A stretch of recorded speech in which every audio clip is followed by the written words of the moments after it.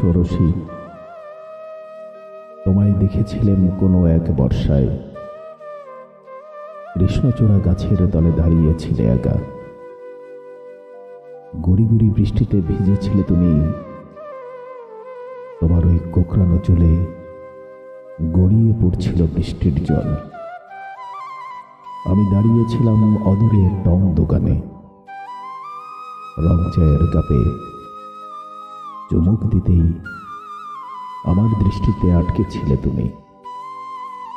ঠোঁটে তোমার গোল সাদৃশ্য তিলের আবরণ, হাসিতে তোমার মুক্ত ঝরে, মন মানে না বারণ।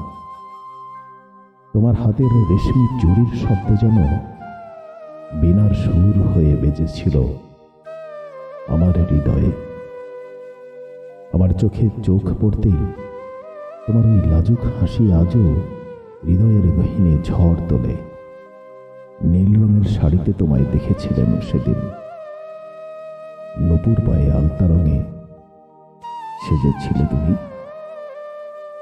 বেখেয়ালি বৃষ্টি সেদিন তোমার সাথে দিয়েছিল আড়ি। আমার প্রার্থনা ছিল সারাটা দিন বৃষ্টি ঝরুক অঝরে।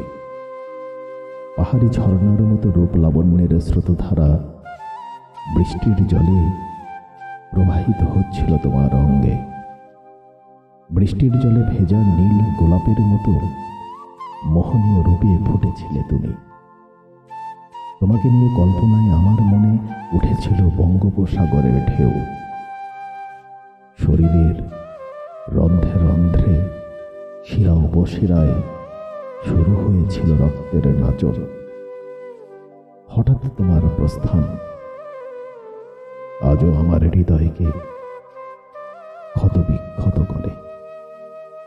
ষোড়শী, তুমি শতবর্ষী হও অথবা সহস্রবর্ষী হও, তবুও আমার কাছে সেই রূপসাগরের উত্তাল যৌবন সিক্ত ষোড়শী হয়ে আছো আজও।